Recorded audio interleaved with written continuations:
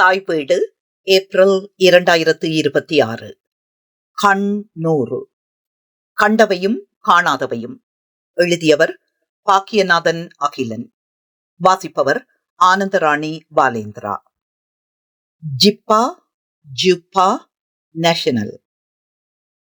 அண்மையில் பெங்களூரில் காவியா சஞ்சய் கவிதை விழாவின் இறுதி நாள் இராப்போசனத்தின் போது சமகால தென்னிந்திய இசையின் இரு வலிமையான பிரதிநிதிகளான வாசு தீட்சித் மற்றும் பிந்து மாலினி தம்பதியினர் பரிமாற்றிய கேலியான உரையாடல் ஒன்றின் பின்னணியில் இருந்து உருவானதே இந்த குறிப்பு.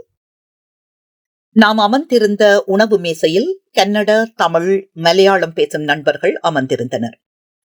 வாசு கேட்டார், இப்போ குர்தா என பொதுப்படியாக அழைக்கப்படும் ஆடைக்கு உங்கள் மொழிகளில் என்ன பெயர் என.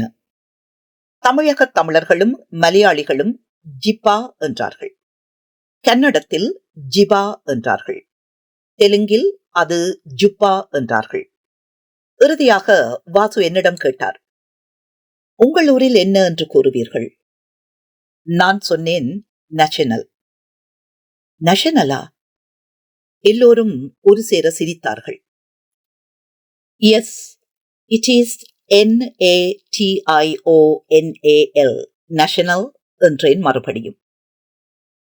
ஜிப்பா அல்லது ஜிபா என்பது இந்திய துணைக்கண்டம் மற்றும் மத்திய ஆசியாவை பிறப்பிடமாக கொண்ட ஒரு பாரம்பரியமான, வசதியான மற்றும் தளர்வான மேலாடை, டியூனிக் ஆகும். வட இந்தியாவில் இதற்கு குர்தா என்ற சொல் மிகவும் பிரபலமாக இருக்கும் வேளையில் தென்னிந்தியாவில் ஜிப்பா என்ற சொல் அல்லது அதனின்று மருவிய சொற்கள் பரவலாக பயன்படுத்தப்படுகிறது. ஜிப்பா என்ற சொல் ஜியூபா, அராபிய மற்றும் கூபா என்ற பாரசீக மூலத்தை உடையது என்பர். நீண்ட மேலாடையை குறிக்கும் இந்த ஆடை மரபும் பெயரும் ஒரு பண்பாட்டு பகிர்வினூடாக இந்திய பண்பாட்டு வட்டகைக்குள் வந்து சேர்ந்துள்ளது.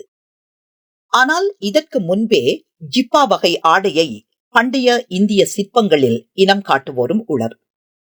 அவர்கள் குப்தர் காலம் OA 6 அதற்கு முன்னரான காலப்பகுதியில் இருந்து காட்சி ரீதியாக அதனை இனம் காண முற்படுகின்றனர். இவற்றை தொகுத்து பார்க்கும் போது தென்னாசிய மரபில் ஒத்த மற்றும் வேறுபாடுகளோடு காணப்பட்ட மேலாடை மரபொன்றின் குறித்த காலகட்டத்தையொட்டிய பண்பாட்டு நிலைப்பேறு ஒன்றை அடையாளம் காண முடிகிறது. அது ஒன்றிற்கு மேற்பட்ட மூலங்களின் இடைவினையில் சில மரபுகள் மேலோங்க, சில மரபுகள் உள்ளடங்க உருக்கொண்டிருக்கும் என புரிந்து கொள்ளலாம்.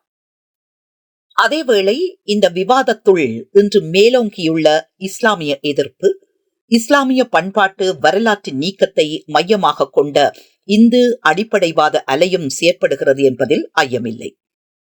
இதேவேளை இந்திய சுதந்திர போராட்டத்தில் சுவதேசி இயக்கத்தின் குறியீடுகளில் ஒன்றாக ஜிப்பா சூழமைக்கப்பட்டது என்பது சுவாரஸ்யமானது.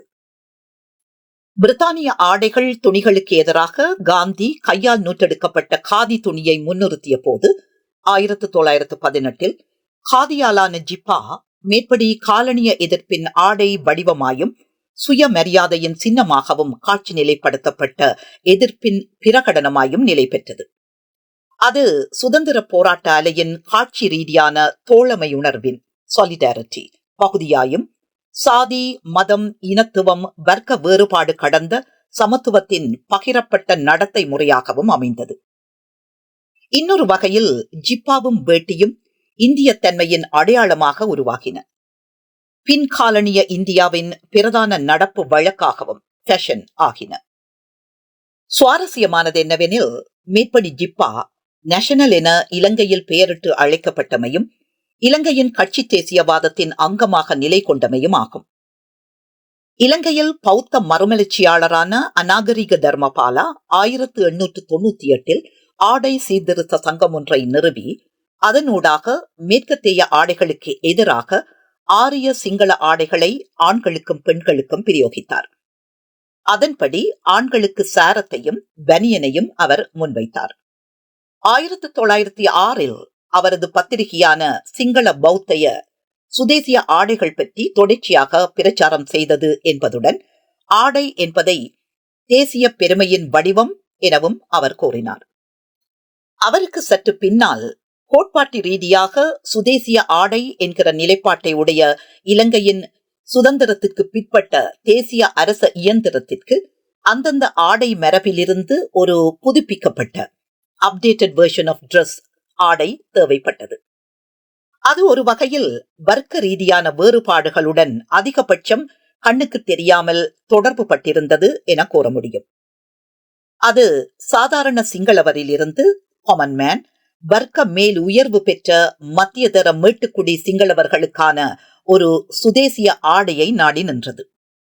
இந்த நாட்டம் திட்டத் தெளிவாக 1950களில் SWRD பண்டாரநாயக்காவோடு சிங்கள தேசியவாதத்தின் புதுப்பிக்கப்பட்ட வடிவத்தோடு சம்பந்தப்பட்டிருந்தது. ஆரம்பகால பண்டாரநாயக்கா அநாகரிக தர்மபாலாவை விடவும் காந்திய கோட்பாடுகளது செல்வாக்குகளுக்கு உட்பட்டிருந்தார். ஆக்ஸ்போர்ட் பல்கலைக்கழக காலத்தில் இந்திய சுதந்திர போராட்டத்தின் பால் அவர் ஈர்க்கப்பட்டிருந்தார். அவரது சுழலும் சக்கரமும் நெல் வயலும் என்ற 1930 பதாகை காந்தியவாதத்தின் நேரடியான செல்வாக்கிற்கு உட்பட்டதுதான். ஆனாலும் 1950களில் நாம் சந்திக்கும் பண்டாரநாயக்கா அவற்றிலிருந்து அடிப்படையில் வெளியேறியதையும் பதிலாக தனது நிகழ்கால அரசியல் நிலைப்பாட்டுக்கு வாய்ப்பானதை மட்டும் காந்தியத்திடமிருந்து பற்றிக்கொள்ளும் ஒருவராக இருக்கிறார். அத்தகைய ஒரு பின்னணியில்தான் அவரது சிங்கள பௌத்த ஆண்மகனுக்கான ஆடை இந்திய சுதந்திர போராட்ட பின்புலத்தில் உருவான ஜிப்பாவை உள்வாங்குதலை அடிப்படையாக்கிக் கொள்கிறது. அநாகரிக தர்மபாலாவின் சாரமும் பனியனும் அல்ல, பதிலாக நஷனலும் வேட்டியும் உத்தரியமுமாக அது மாறுகிறது. ஆனால் இலங்கையில் மேற்படி மேலாடையின் பெயர் ஜிப்பாவும் அல்ல, ஜப்பாவும் அல்ல, அது நேஷனல். பண்டாரநாயக்கா அதனை தேசிய ஆடை, நேஷனல் டிரெஸ் என்றார். இலங்கை பாராளுமன்றத்தின் 1947 மற்றும் 1956 ஒளிப்படங்கள் இந்த மாற்றத்தை பறைசாற்றுகின்றன.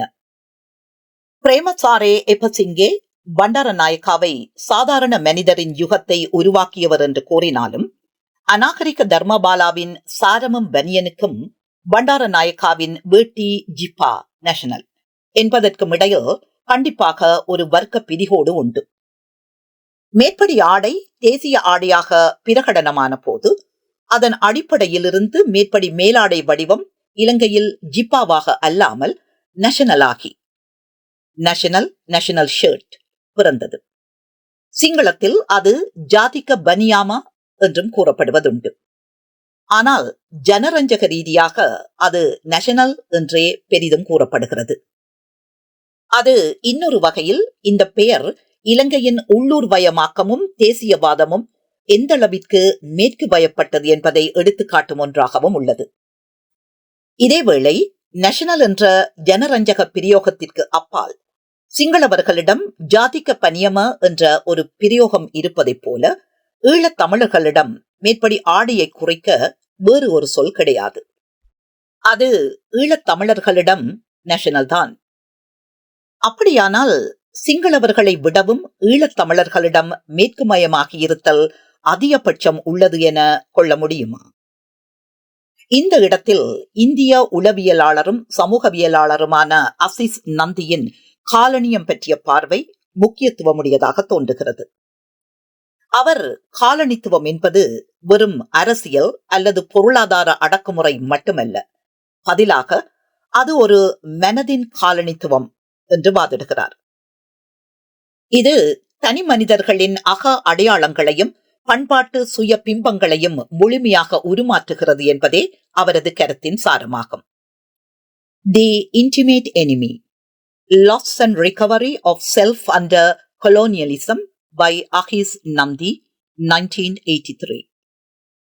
இப்பின்னணியில் நின்று இன்னொரு கேள்வியையும் கேட்கலாம் என தோன்றுகிறது. பண்பாட்டின் மறு கண்டுபிடிப்புகள் அல்லது தகவமைத்தல்கள், அப்ரோப்ரியேஷன் அல்லது சுதேசியமாக்கம் என்பது மேற்படி மனதின் காலனிய பாட்டை எவ்வளவு தூரம் காலனிய நீக்கம் செய்துள்ளன?